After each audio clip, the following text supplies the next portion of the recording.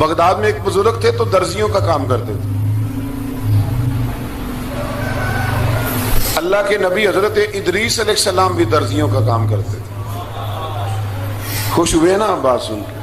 پیشہ کوئی بھی برا نہیں، ایک برا ہے وہ ہے ہاتھ پھیلانا، اس کے علاوہ کوئی پیشہ برا یہ برا نہیں، یہ ہاتھ پھیلانا برا ہے.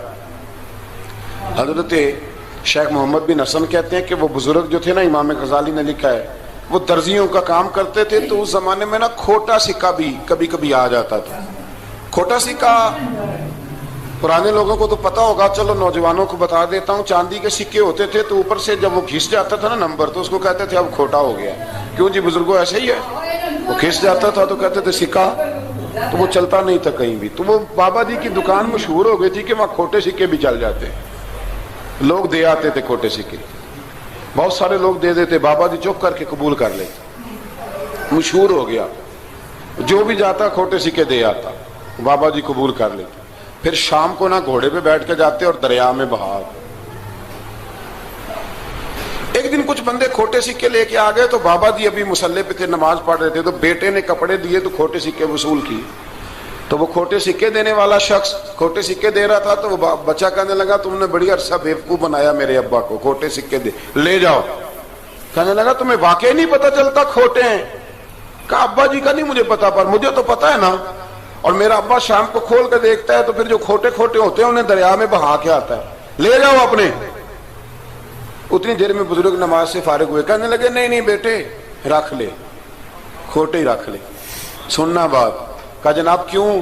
فرمانے لگے میں کھوٹے اس لیے رکھ لیتا ہوں کہ لوگوں نے پیسوں میں ملا کے دوسروں کو بھی تو دینے ہیں نا، تو میں چاہتا ہوں چلو باقی لوگ نقصان سے بچ جائیں، ہمارا تو گزارا ہو ہی رہا ہے، باقی لوگ نقصان سے بچ جائیں. اور فرمایا پھر میں شام کو جا کے دریا میں ڈال کے آتا ہوں کہ کہیں میری اولاد بھی ان کو آگے نہ چلا دے. میں چاہتا ہوں کہ اور لوگ اس کام سے بچ جائیں. درویش کہتے ہیں کہ جب اس بابے کا آخری وقت آیا نا تو جو اس نے جملہ کہا میرا کلیجہ پھٹ گیا. آخری وقت جو اس نے دعا مانگی تو فرماتے ہیں میرے اندر وجد اور کیف کی صورت پیدا ہو گئی.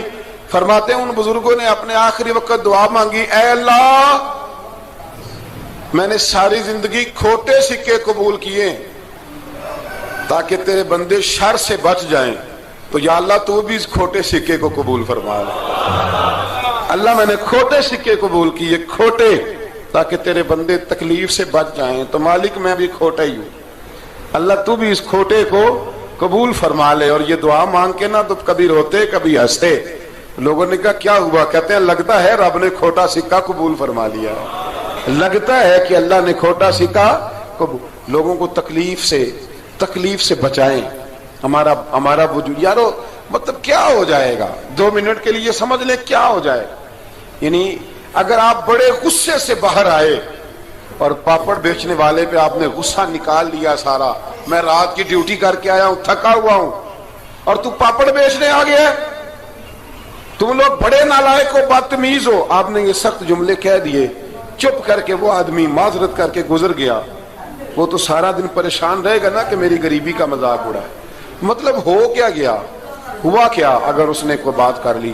اعلیٰ حضرت فاضل بریلوی کے خلیفہ تھے لاہور میں سید ابو البرکات شاہ صاحب رحمت اللہ تعالی علیہ. تو رات کو ایک شخص تراویح کے بعد حضرت سویا کرتے تھے. بہت سارے لوگ تو سو ہی نہیں پاتے رمضان کی راتوں میں، سو ہی نہیں پاتے، میں خود نہیں سو پاتا. اب تراویح سے اگر آپ 10:30 فارغ ہوئے تو 2 بجے اگر آپ کو دوبارہ اٹھنا ہے تو بیچ میں آپ کو کیا ملے گا؟ اگر آپ نے کچھ پڑھنا پڑھانا ہے، صبح درس دینا ہے، تو پھر تو آپ کے لیے بڑا اور یہ خاصا مشکل کام ہے، یہ خاصا مشکل کام ہے. آپ یقین کریں چند تفسیریں دیکھتے ہیں تو ٹائم بہت زیادہ ہو جاتا ہے. وہ پھر آگے سننے والوں پہ بھی ڈیپینڈ کرتا ہے ان کے مزاج مبارک کس طرح کے. سید صاحب رحمت اللہ علیہ نا عشاء کی نماز کے بعد تراویح پڑھ کے تو کچھ عبادت کی، کچھ مطالعہ کیا، صبح درس دینا تھا تو تھوڑی دیر کے لیے بوڑھے آدمی تھے، تھک گئے تو سو گئے. ایک بندہ نہ کہیں گیا ہوا تھا تو واپس آیا تو اس نے دروازے پہ دستک دی. تو سید صاحب کے بیٹے تھے، بخاری شریف کی شرح لکھی، بڑے عالم تھے سید محمود رضوی صاحب رحمت اللہ. رضوی صاحب کہتے میں نے دروازہ کھولا، میں نے کہا ہاں جی بولو. کہنے لگا جی میں نے سید صاحب سے ملنا ہے. مفتی اعظم پاکستان تھے وہ، لاہور میں حزب الاناف ادارہ تھا، سید ابو البرکات شاہ. میں نے حضرت صاحب سے ملنا ہے. تو کہا کوئی حکم ہو تو مجھے نہیں جی میں نے انہی سے ہی ملنا ہے. یہ بھی بڑا مسئلہ ہوتا ہے, میں نے انہی سے ہی ملنا ہے. چلو ٹھیک ہے جی انہی سے مل لو. تو کہتے اتنی دیر میں نا سید صاحب بھی اٹھ کے آ گئے. محمود کون آیا؟ تو اس نے کہا حضور میں آپ کا ایک عقیدت مند ہوں, تو میں کہیں گیا ہوا تھا تو ابھی واپس آیا ہوں, تو مسئلہ نا کئی دفعہ پوچھنا کرتا ہوں تو بھول جاتا ہوں, ذرا بات کی نزاکت کو دیکھنا, بھول جاتا ہوں. تو یاد آیا تھا تو میں نے کہا چلو ابھی پوچھ آتا ہوں, گزر رہا تھا یہاں سے, میں پوچھو. کہنے لگا جی پوچھنا یہ تھا کہ جس نے فرض جماعت کے ساتھ نہ پڑھے ہوں رمضان میں, تو کیا وتر جماعت سے پڑھ سکتا ہے؟ مسئلہ پوچھنا تھا. علامہ محمود رضوی صاحب کہتے ہیں مجھے بڑا ہی غصہ آیا. میں نے کہا کہ پتہ نہیں کوئی اس وقت مشکل آ گئی ہے جو رات کو آیا ہے. کسی وقت انسان رات کو طلاق دے بیٹھتا ہے, کوئی ایسی بات ہو جاتی ہے تو عالم کے دروازے پر, یہ تو عام سا مسئلہ ہے, سویرے بھی پوچھ لیتا. اتنی تکلیف دی اس نے, کتنی بڑی اذیت ہے. اور ایسے ہوتا ہے, ہم نہیں یہ احساس کرتے کہ یار تھوڑا سا دیکھ لیں, ماحول کو دیکھ لیں, طبیعت کو دیکھ لیں. مجھے بڑی اچھی طرح یاد ہے کہ میں نے ایک دفعہ نا ایک عالم سے مسئلہ دریافت کیا, وہ ہمارے استاد تھے, تو مجھ پہ ناراض ہوئے. میں بڑا پریشان ہوا کہ پوچھی تو میں نے دین کی بات تھی, تو استاد ہی ناراض ہو گئے. استاد واپس آیا تو یہ کہنے لگے تمہیں پتہ ہے میں شوگر کا مریض ہوں. میں بڑی تکلیف میں تھا, اور میں نے نماز کے لیے میں جلدی کیوں اٹھ کے چلا گیا تھا, میں نے ایک روٹی کھانی تھی, مجھے کچھ ہو رہا تھا. تو اب میں اگر تجھے انکار کرتا, دین کی بات تھوڑا دیکھ لیا کرو, مزاج کو سمجھ لیا کرو, تم سمجھتے نہیں, احساس ہی نہیں پیدا کرتے. وہ بڑی اس وقت چیز سمجھ میں آئی کہ کچھ چیزیں ایسی ہوتی ہیں ہر وقت انسان ایک موڈ میں نہیں ہوتا. آپ سمجھیں, بہرحال جو بات کر رہا ہوں اس کو سمجھیے گا. تو وہ کہتے ہیں کہ سید صاحب نے اس کو کہا, میں بات ختم کرنے لگا ہوں, کہا کہ وہ اگر نہیں نہ پڑھے فرد جماعت کے ساتھ تو بہتر یہ ہے کہ وتر بھی جماعت سے نہ پڑھو. وہ بندہ مطمئن ہو کے چلا گیا. سید صاحب اپنے کمرے میں چلے گئے تو علامہ صاحب کہتے ہیں مجھے بڑا غصہ آیا. میں نے اس کو بلایا, میں نے کہا کہ کیا تیری جان کے مصیبت میں آئی ہوئی تھی؟ اسی وقت ہی مسئلہ پوچھنا تھا, اسی وقت ہی پوچھنا تھا, دن نہیں چڑھنا تھا, یا تجھے حضرت اسرائیل بتا گئے تھے کہ تیری آخری رات ہے؟ کہتے میں نے پورا غصہ نکالا اس کا. میں نے کہا تو بڑا ہی بیوقوف آدمی, اب بوڑھے آدمی ہیں اور بڑی مشکل سے نیند آتی ہے, آ ہی گئی تھی تو آ گیا ہے. کہتے میں غصہ کر رہا تھا تو سید صاحب آ گئے, تو آ کے مجھے ڈانٹا, چپ کر, اس طرح کسی کے ساتھ بات کرتے ہیں. پھر اس کو کہنے لگے بھائی معاف کرنا, یہ ابھی بچہ ہے, اسے پتہ نہیں. کہتے ہیں پھر مجھے کمرے میں لے گئے اور بہت بڑا ہی جملہ کہا. اگر آپ اپنا کلیجہ ٹھنڈا کرنا چاہیں نا تو اس طرح بھی کر سکتے ہیں.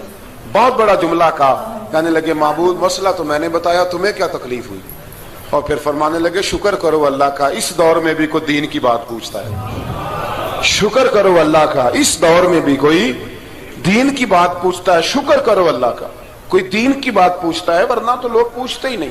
تو اگر آپ خوش کرنا چاہیں اپنے آپ تو آپ سائیکل والے پہ غصہ کرنے کی بجائے یہ بھی تو کہہ سکتے ہیں نا شکر ہے رزق حلال کما رہا ہے, مانگ کے نہیں کھاتا, شکر ہے یہ محنت کر رہا ہے اپنی. تو آپ اپنے ذہن کو اس طرح کا بنائیں, سوچ کو اس طرح کا بنائیں. آج اس جمعے میں ہم نے ارادہ کرنا ہے کہ ہم نے آسانیاں دینے کی کوشش کرنی, ہم نے لوگوں کو تکلیف نہیں دینی, ہم نے کسی کو آزمائش میں مبتلا نہیں کرنا, ہم نے کوئی ایسا کام نہیں کرنا جس کی وجہ سے لوگ سمجھیں کہ یہ آدمی بوجھ بن گیا. کبھی بوجھ نہ بنے. یارو کتنا بدبخت ہے وہ آدمی جس کے مرنے کی لوگ دعا مانگے, اس کے مرنے کی. حضرت عبداللہ ابن مبارک کے پڑوس میں ایک یہودی رہتا تھا, یہودی تھا, یہودی. حضرت عبداللہ ابن مبارک مکان بیچنے لگے. حضرت عبداللہ ابن مبارک کا پڑوسی مکان بیچنے لگا, وہ یہودی. تو کہا تو کہا کتنے کا؟ 2000 دینار کا, 2000 دینار. تو انہوں نے کہا کہ اس گلی میں اس محلے میں تو 1000 دینار کا مکان ہے, تو تیرا 2 کا کیوں ہے؟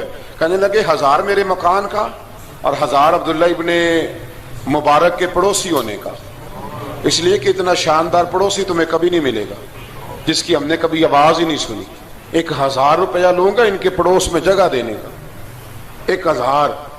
تو وہ شخص کہنے لگا یہ تو نے عجیب بات کر دی, حالانکہ تو یہودی ہے, یہ تو نے عجیب بات کر دی. تو کہنے لگا 3 دن میری گلی میں آ کے رہ, تو دعائیں مانگے گا کہ یا اللہ میں یہیں رہنا چاہتا ہوں. وہ دعائیں مانگے گا کہ اتنا اچھا انسان, اتنا خیال رکھنے والا, اتنا خیال والا